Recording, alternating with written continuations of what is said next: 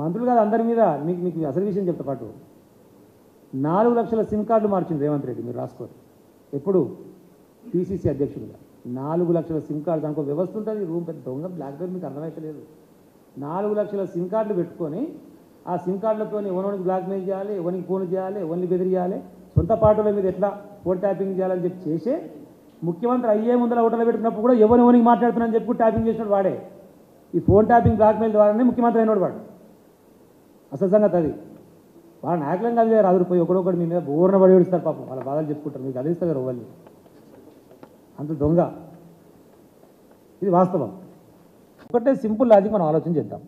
వాళ్ళు మాట్లాడితే ఏమంటారు, పొద్దుగాల లేస్తే బీఆర్ఎస్ పని అయిపోయింది, కేసీఆర్ పని అయిపోయింది, ఎంపీ ఎన్నికల తర్వాత కథం అయిపోతుంది.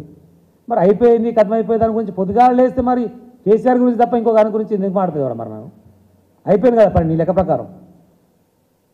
ఈ 4 నెలలకి వెళ్ళి ఒక్క రోజన్నా కేసీఆర్ గారి పేరు లేకుండా, బీఆర్ఎస్ పార్టీ పేరు లేకుండా ఒక్కటంటే ఒక్కటి స్టేట్మెంట్ చూపిస్తారా నాకు రేవంత్ రెడ్డి?